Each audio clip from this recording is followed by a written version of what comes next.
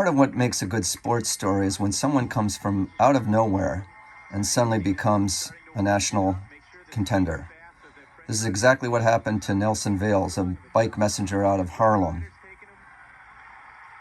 Black cyclists were traditionally not part of the cycling scene. He opened the door for another rider that was not part of the cycling scene, and we're going to be talking to him tonight, Courtney Bishop, on Fitfoot U. Well, I am honored to have two back-to-back IU alums. I had Eddie Van Gys yesterday, and tonight I have Courtney Bishop. Completely different story, but equally interesting.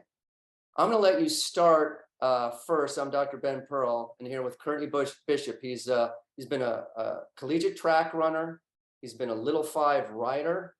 He started a black riding team for the Little 500 with I guess a 50-year plus hiatus. I think you had to go back to the 1930s or something, but he'll tell us that. And then he also has had a career as both a cycling coach and a track coach. So without further ado, thank you for being here, and tell us a little bit how it all got started. Going into the Wayback Machine, I mean, I started in track, so that track's really always been my first love, first passion, and was born in a place called Aylesbury in the UK, just north of London, and everyone ran. That was the age of Steve Ovett and Sebastian Coe, and just everyone was enthralled with running. And so my brother and I got into running at a super early age. And it just kind of rolled forward. We moved to New York, Brooklyn for a time, and then Albany, New York for the majority of the time. And just had some tremendous track experiences that I thought were normal. And the older I got, the more I understood that, it's not normal to have 3 7-foot high jumpers on a high school track team. It's not, it's not normal to have a 45-second anchor leg on your 4x4 in high school. It's not, just a lot of not normal things. Guys that ended up being on the U.S. Olympic team were on my high school track team. Guys that I competed against were constantly breaking national records. Miles Irish and Mike Starr and Charles Marsala and people like that just really, Dion Cameron, that really shaped my perspective. Where was this? Which high school was this at that you ran into? I went to Albany High School in Albany, New York, where I graduated from. And Tracy Baskin was just a kid that walked in the halls in Albany that, as a junior, we talked into, because he was tall, we talked him into coming out for track his junior year. And he ended up running 46.4 for the 400, and got a full scholarship to Seton Hall, and then ended up being the NCAA champion at 800 meters outdoors.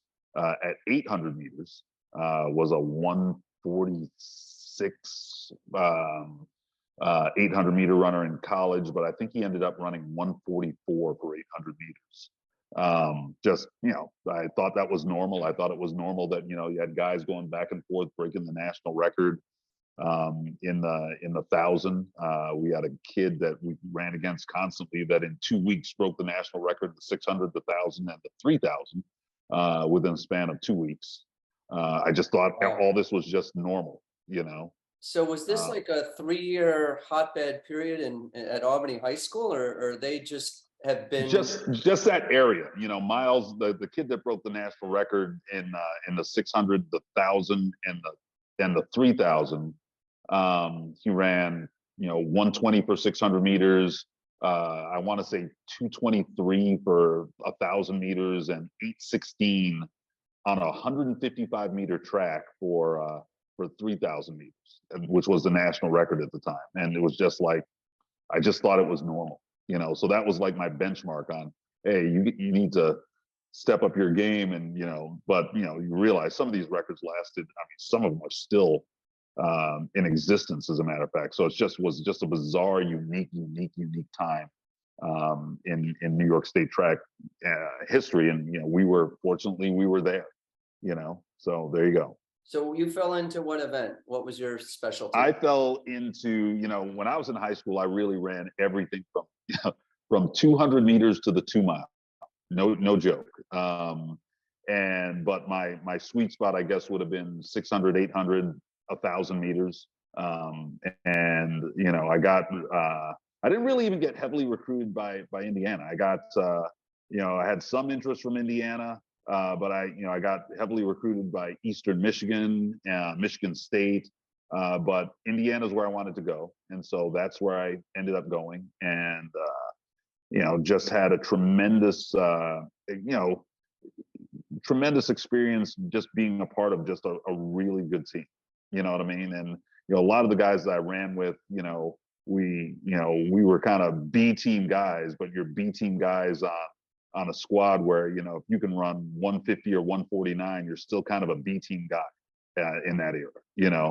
Which is hilarious because at most colleges, most Division I schools in America, you'd have been the guy. Right. But at Indiana, no. Right. And I tell this story all the time. I said we had a B team group of guys that just, they were tremendous athletes. They just didn't happen to be our number one or number two 800-meter guys. And but 4 of those guys got together and ended up breaking the American record in the 4x8. And I thought that was incredible. Yeah, that's cool. Now, you had mentioned too that you were for a while training partners with Sunder Nix at Indiana. Sunder, it's funny because in 1983, I remember being at home in New York and watching the Helsinki World Championships, and just wow, it'd come on 3 channels back in those days, so it would come on like at 11 o'clock to 1 o'clock in the morning, and as soon as it was done, I'd go run like 13 miles at night. Right. Yeah. Because I was so amped up that I ran a 13-mile route, and I'd go do that like every single night for a week. I did that. And Sunder Nix was one of the highlights of that. I remember he finished second in the 400 to Burt Cameron from Jamaica. And I remember just thinking, man, this guy was incredible. And then I was blessed by the fact, and stupid dumb luck, by the fact that our state championships in New York were right after the NCAA championships in Syracuse. So basically every college coach in America watched you race, in your indoor state championship. So it was just phenomenal. I met so many coaches. That's why I got recruited by Eastern Michigan.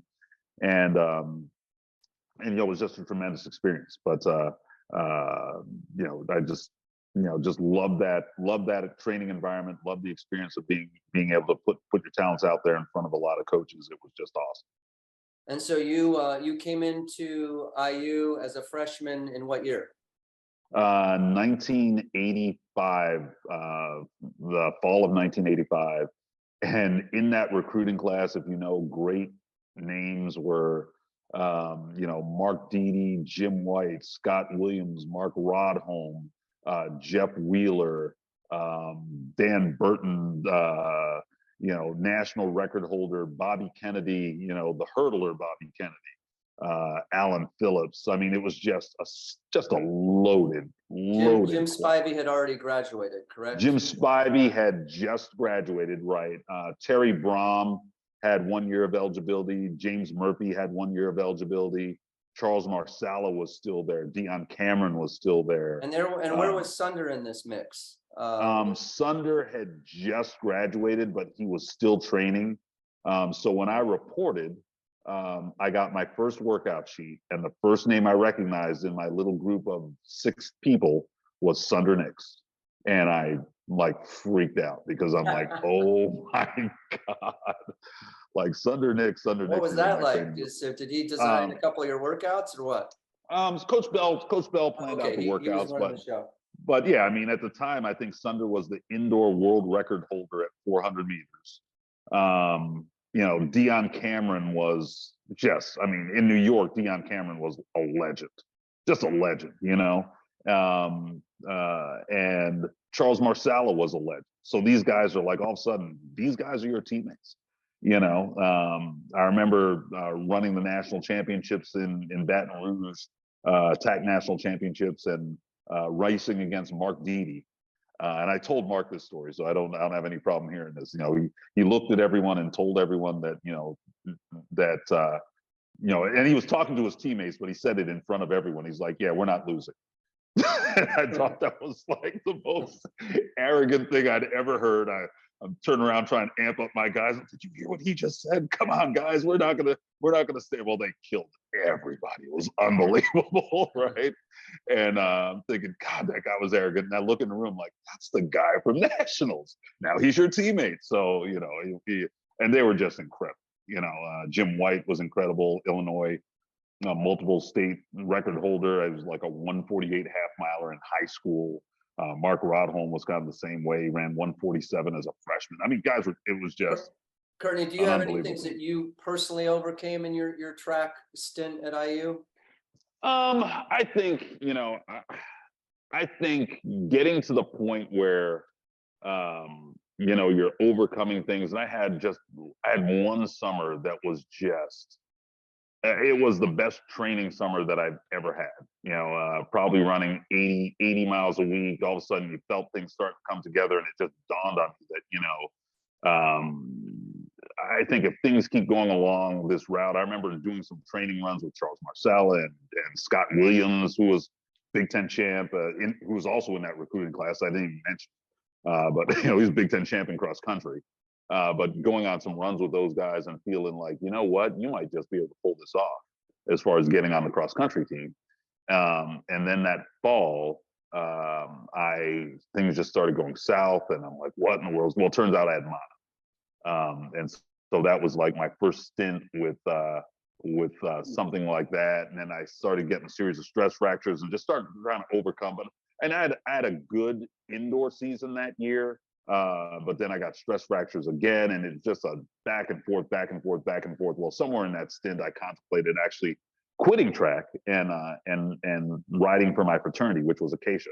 That didn't work out. That's a story in and of itself. But this was your junior year. This was my junior year, maybe my first senior year, because I ended up being fifth year senior. So, yeah, but somewhere in there, the end of my junior year, I started contemplating, hey, what if I switched over?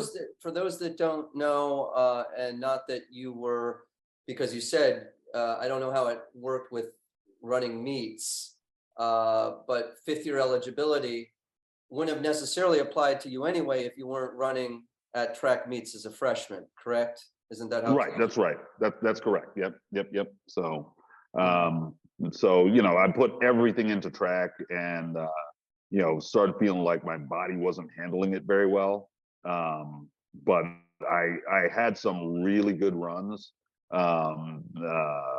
Especially my junior year, had some really good runs, and just, my last 2 years there was just kind of a struggle, just trying to stay healthy, and it got frustrating and all of that. But how did that play into academics? I mean, were you also challenged because you're doing 2-day workouts? I remember, because I went out to walk on my freshman year. I remember falling asleep in my books because we would do the weights after you did the morning runs. I'd be trying to chase down the girls in the golf course at IU because I wasn't the caliber athlete. I remember that. Yeah. I remember, I said the first indoor workout that I remember running, I ran 16 200s, and at that time you lifted weights after your hard workouts. And so you lifted weights, and I remember being in line with a teammate of mine, Mike Warren, and passing out in the cafeteria line. So, passing out in Briscoe in line with a full plate of food. So that was awesome. Briscoe. Yep. Yes, exactly right. So, put a lot into it. Let's put it that way. But, the question was about academics. And the funny thing was, I really feel, and I tell people this all the time, the years I was hurt were the years I struggled the most academically. And I think that's because, when you're healthy and you're running, you've got a short window to get all your stuff done. And it keeps you so regimented on your, hey, dude, you're tired. You've got 2 hours to study, and that's all you're going to get. And so you hit the library, and 2 hours, 3 hours, but boom, boom, boom. You got to get it done, because if you don't get it done, it ain't going to get done. So when you all of a sudden have all this free time, that's when things go south. Sure. You Yeah, know, so you're hey, hyper-focused. I'll push that to tomorrow. I'll push that to tomorrow. And you know, what's the old adage? Tomorrow and tomorrow and tomorrow, right? So anyway, just one of those things. So now, writing was obviously something that was not exactly on the back front because you dabbled with thinking about it that one spring. Sure. Now, tell us, it sounds as if, right, that you didn't actually ride the Little Five until you became a grad student, and that's kind of an interesting story in and of itself. Tell us Yeah, about. you did the math on that. That's awesome. Yeah. So tell us Yeah. about how that came about, and it was an important step because I don't know the exact year, but I know there was a drought of a black team. It'd been forever. I mean, I Yeah. think the first couple races in Little Five in the 50s, I think they had a black team. I think Alpha Phi Alpha put together a couple teams, you know, and which was awesome. And you know, fast forward, I graduated in 1990. I worked for you know, what's now Price Waterhouse Coopers, and you know, I was an accounting major. So I was an auditor for a couple of years, and then I decided I want to go back to school. You know, and part of me going back to school was, you know, hey, if I'm going to go back, maybe I could revisit this whole black cycling team thing and try and get some people interested in it. And so I started going around campus and talking to people that were there, and this idea that I had about putting a black team together. And I got interest from three guys: Greg Taylor, Eric, geez, his last name, John. His last name just jumped right out of my head. It'll come back to me though. Greg Taylor and Jamie Pinder. Did watching Nelson Vales in '84 have anything to do with that, or not really? Yeah, I think so. You know, and to be honest with you, you know, I tend to do a lot of things when I get ticked off. To be honest with you, and people that know me know this about me. And what ticked me off a lot was that, you know, I'd go to the race, and I went with my fraternity, Acacia, and I was like literally. I don't know if I was the first, but I was one of the first black members of a white fraternity at Indiana. I was an Acacia, and so I do a lot of things with the Acacia fraternity. And so one of them that I love to do is go to the race, you know, and so I'd go to the race, and you know, you always kind of look around and marvel at the fact that, you know, I didn't really see any other black people at the race. And you're talking about, you know, back in those days, I mean, it's 50,000 people there. You know, they've kind of truncated it to kind of keep the crowds down. But then, and there's a race I went to, there's more than 50,000 people were in the stands. And, you know, you're looking around and you're like, I don't see any other black people here, you know? And then talking to people about, hey, you know, why aren't there any black riders? Why aren't there any, you know, and come to find out about, you know, the Black Student Picnic and how they hold a separate event at the same time, other side of campus. And that, to be honest with you, that kind of infuriated. And because to me, it was a passive way to keep people away from the race. And I thought the race was a great event. So I tried to figure out a way to get people involved. And I started talking to people at Foundation about it. And they, you know, they had a problem with it, you know, also, you know. And so they kind of asked me, hey, what did I think would make the difference? I'm like, you know, it's obvious to me, you need a black team. And so, you know, when I came back as a grad student, I tried to, you know, organize some undergrads. I found three guys that were interested. And so, you know, I talked to Foundation. They're like, well, why don't you ride? I'm like, well, I can't ride. I'm a grad student. You know, I graduated. I came back. You know, I can't ride. And basically, they hit me up with, hey, you know what? If you want to ride, you can ride. You know, we can shift and change the rules any way we see fit. And you know, if you want to ride as a grad student, we'll make you the first and apparently the only grad student ever to ride the Little 500. I think you still hold that distinction. I think I do hold that distinction. Yeah, I'm the only That's cool. grad student ever to ride. Going back in time. In Little Five, right? So, yeah. So I did it, and we were, you know, we tried our butts off, but we were terrible. We were terrible. We were awful. We just didn't know anything about cycling, you know, and we had gotten a lot of publicity for, you know, making this attempt. And sometimes that kind of backfires on you because, you know, teams don't like teams that get publicity, you know what I mean? And so when you're now getting publicity and you're asking people for help, you know, we got basically no love on the help front in terms of how do we do this, and so, I think initially in the short term it sucked. In the long term, it ended up being the best thing that ever could have happened, because it forces you to figure it out yourself. And sometimes in figuring it out yourself, it forces you to be creative. It forces you to come up with ways of thinking about the race that no one's ever thought of. You know what I mean? Because we didn't know anything, so we had to make it up all on our own. And so when we came back in 2002 with Team Major Taylor, the first incarnation with Josh Weir and Simeon Cummins Young and Curtis Bishop and Julio German, that first incarnation, those guys were like, hey, Josh and Bahati and the rest of those guys were like, hey, we know what we're doing. We're experienced cyclists. So, the vibe, and they'll probably tell you the same thing. Hey, man, we really don't need to hear about cycling from a guy that's never cycled before. We've got this. Well, we've got this ended up turning into us getting lapped and us crashing and us finishing ninth that first year in 2002. Which, by the way, to finish in the top 10 after a crash is not necessarily an embarrassing. And with four freshmen, and those same four freshmen, qualified second in quals with standing exchanges because we blew our third exchange in quals. And the buzz going was that we were like 5 seconds ahead of the pole setter time when we scratched, right? And so what we ended up doing was we said, hey, I don't want to go to a third attempt because I did that in '92 and it's the most nerve-wracking thing you'll ever experience in your life. So literally just stop the bike in the middle of the exchange zone. The other guy grab it and run and get out. And so that's literally what we did. We stopped the bike in the middle of the exchange zone. Next guy grabbed it and just took off. And the next guy stopped and next guy grabbed it. And so we did that 3 times. Standing. When you say you stopped the bike, it's not like you had a second bike prepared. No, we did bike to bike exchanges, but we had the incoming rider stop the bike. And so the next, hit the brakes. So there's no chance of us of foul. The other is now exchanging a different bike and right, and having to go from a dead stop.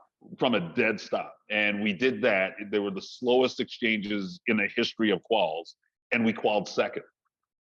And so, how does that happen?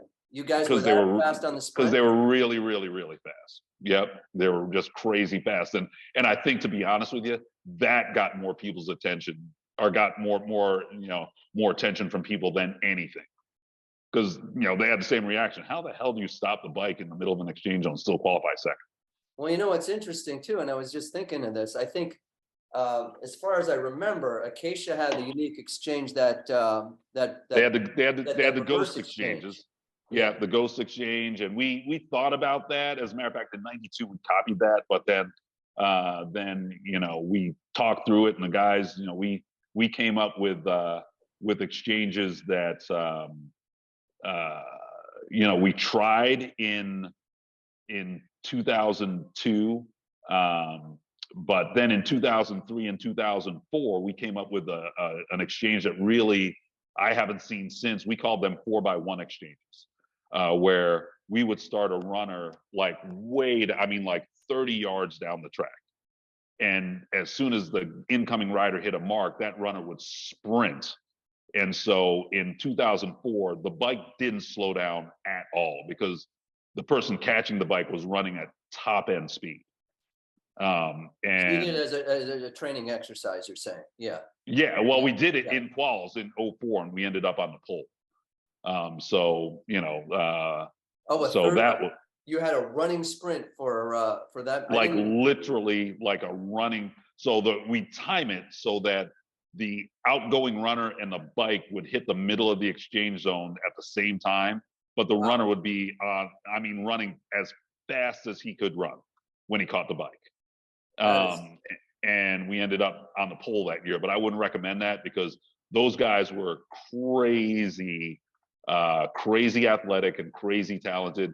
And the analogy that I used, it reminded me of the old westerns where the Native Americans would jump on ponies that were running.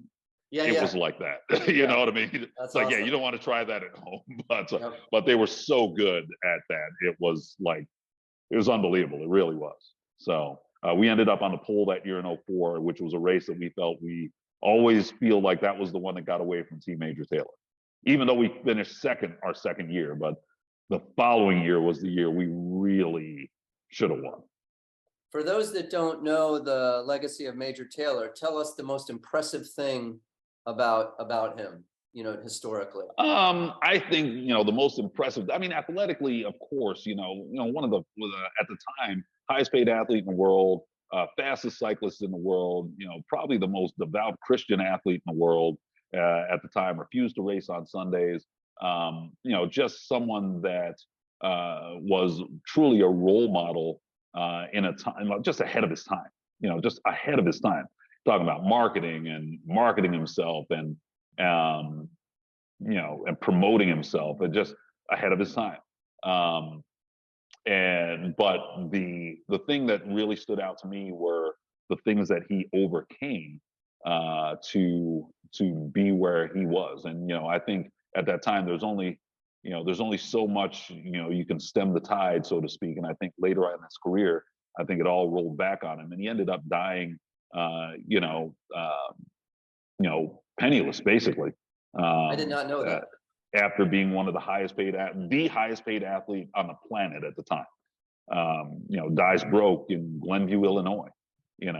So it's just very interesting story for sure. So now let's fast forward to you had a number of coaching years. You had what I want to highlight as, it sounds to me like the two most improbable comebacks. I guess, was that 2022? That was 2021, 18. Oh, 2018. 2018. Yeah, 2018. Yep. Okay. It was my second year with Theta Phi Alpha, and my second year with Jet Black. And Jet Black was a team that ironically qualified 32nd. Because our thing was we qualified literally in a blizzard, and thinking there's no way, ice all over the tires, you're chipping ice and snow off your tires, and we're like, surely we're not going to qual in this. And they're like, no, you got to go. And the time that we had, unfortunately, it was literally a blizzard. And so, guys were just trying to stay upright, and I think we ended up qualifying like 20th at the time. And you just started watching it roll back. And there was a time where we're thinking, we're not going to make the race. And so we ended up losing our best rider, guy by the name of Alex Kuntz, ended up losing our best rider. And I felt like he felt like we were going to be terrible. And so the training philosophy that I do, I don't know that, my thing about the way that we trained, especially that year, and the message that I would always preach, the events that we run are too short for what we do and what we're training to do to show up. They're not going to show up in quals. It's not going to show up in ITTs. It's not going to show up in team pursuit. It might show up a little bit in team pursuit, and I think we finished 5th or something in team pursuit, 6th. But where it will show up is in the race, because we interval train like our lives depend on it. And we have the ability, and I always preach the fact that it's not about, how fast, how fast you could ride a set, and I think people at some point used to wonder how, like, the majority of the teams that we fielded, some of those guys never rode in a bike race. We won in 2016 with Delta Tau Delta. And for 3 of those guys, that was their first bike race ever, and we pulled that off. But what you're training them to do is to get on the bike and ride a really hard effort and then stop, and then get on the bike and ride a really hard effort and then stop, and get on the bike and ride a really hard effort and stop, over and over and over and over and over again. And that only shows up during the race. and it showed up big time a lot for us. So, you know, it was pretty cool. Pretty cool. But So it takes some the buy. interval, the max effort and the latent period, and then training your body to get ready again and do it again. Yeah. And do it again. And then, you know, you're doing these set intervals where, hey, you're only going to be on the bike 5-10 minutes. 10 minutes is a long set, you know, so I need you to, you know, get on bikes with resistance rollers and pedal at 155 RPMs for 10 minutes. And then we're going to take 10 minutes in September, and then we're going to do it again. And then but in November, we're going to take 9 minutes. In October, we're going to take 9 minutes. In November, we're going to take 6 minutes. In December, we're going to take 5 minutes. In January, we're going to take 4 minutes. And you see what I'm getting at? You tapered in.